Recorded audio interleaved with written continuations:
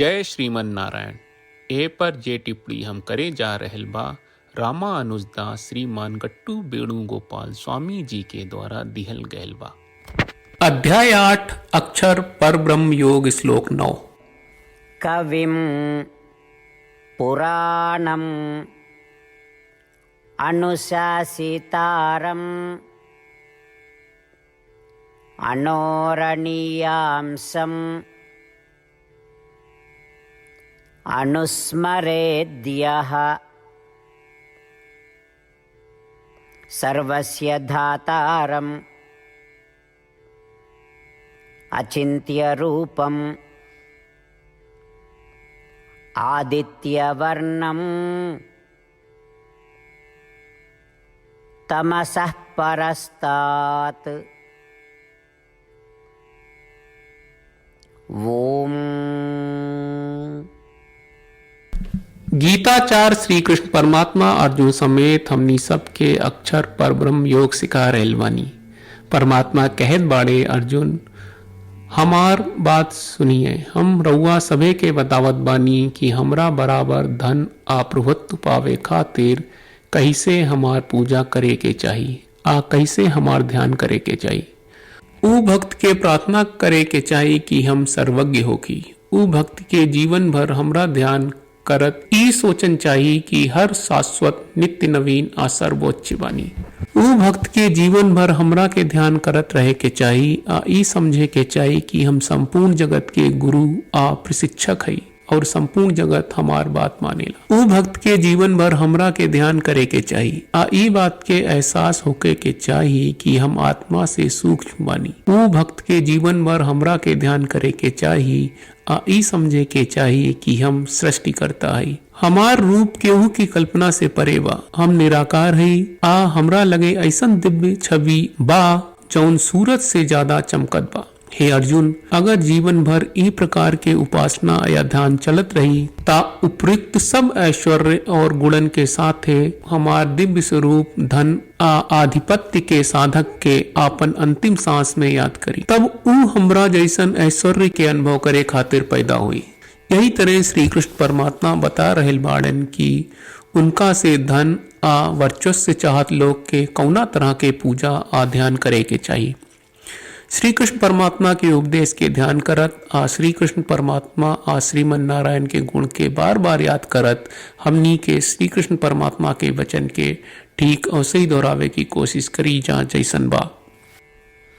कविं पुराणम् अनुशासितारम् अनोरणीयांसम् अनुस्मरेद्यः सर्वस्य धातारम् अचिन्त्यरूपम् आदित्यवर्णम् तमसः परस्तात्।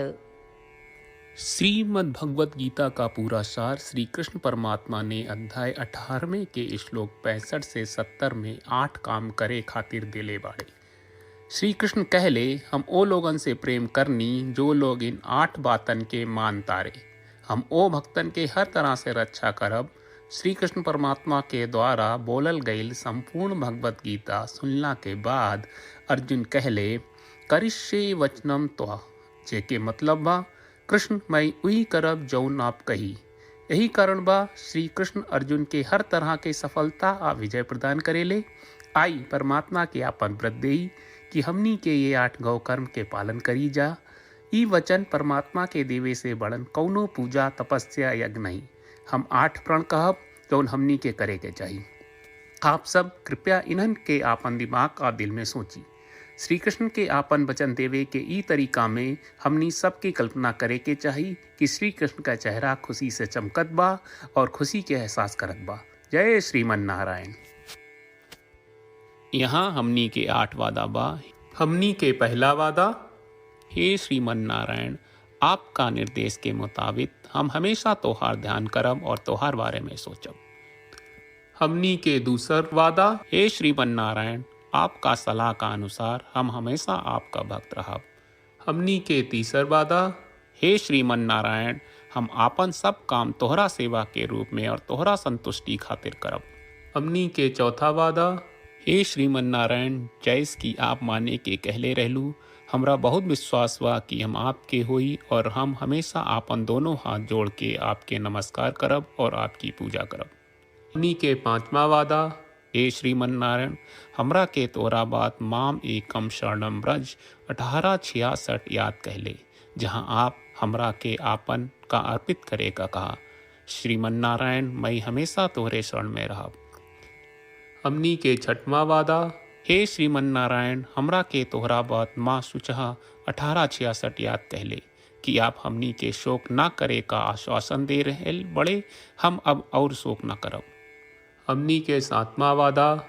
हे श्रीमन नारायण, आपने हमरा खातिर श्रीमद् भगवत गीता के वितरण करके हम सबके कृपा कहले और आशीर्वाद दहले बा।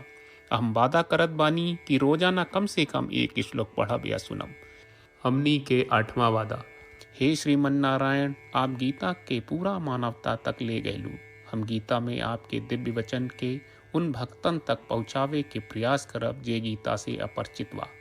हे श्रीमन नारायण, हम उई करब जौन तू करे का कहब। हम ऐसन व्यवहार करब जैसन आप चाहत बानी और हम खाली आपका खातिर काम करब। श्रीमन नारायण के रोज आपन वचन देहल कि हम ओइस करब जैस आप कहत बानी, ई अपने आप में बड़न पूजा बा। श्रीमन नारायण, करशे वचनम त्वा। श्रीमन नारायण, हम तोरे निर्देश के मुताबिक काम करब। सर्वम श्री कृष्ण अर्पणम अस्तु। जय श्रीमन नारायण। कविं पुराणम् अनुशासितारम् अनोरणीयांसम् अनुस्मरेद्यः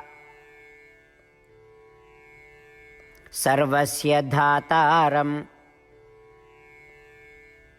अचिन्त्यरूपम्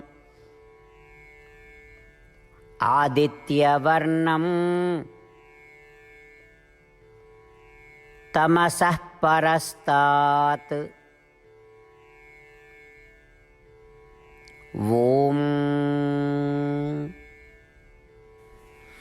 कविं पुराणम् अनुशासितारम् अनोरणीयांसम् अनुस्मरेद्यः सर्वस्य धातारम् अचिन्त्यरूपम् आदित्यवर्णं तमसः परस्तात्। जय श्रीमन नारायण। सब भक्त लोगों से विशेष अनुरोध बा, जीवन में हर चीज में हमनी के तत्कालिक और प्रभावशाली परिणाम की अपेक्षा रहेला। एकरा खातिर आइए रोजाना 1 मिनट के समय निकालल जाए और नारायण आश्रम पढ़ल जाए। नारायण आश्रम प्राप्त करे खातिर नारायण आश्रम वेबसाइट पर जाई, जो www.narayanashram.org है, और पंजीकरण में आपन नाम और ईमेल दर्ज करी। आपके द्वारा प्रदान कईल गई ईमेल पर आपका एक नारायण आश्रम PDF प्राप्त हुई। PDF में एक रामायण श्लोक, एक गीता श्लोक और एक विष्णु नामम बा। ये तीनों के मिल के नारायण आश्रम कहल जाला। हर व्यक्ति के ये श्लोक के अलग अलग संयोजन मिलेला। जब हर कोई 24,000 भक्तन के साथ रोजाना आपन नारायण आश्रम पढ़त आ सुनत बा, ता हर दिन संपूर्ण रामायण का 1 दौर, श्रीमद् भगवत गीता पारायण के 33 दौर और श्री विष्णु सहस्त्रनाम स्तोत्र पारायण के 24 दौर प्रतिदिन पूरा होएला। ई एक बहुत ही उल्लेखनीय और विलक्षण परिणाम बा, जौन हर एक दिन ऐस करे से निकलेला। ई कारण बा कि आप और आपके परिवार के सदस्य तुरते जाके आपन नारायण आश्रम प्राप्त करी। जय श्रीमन नारायण।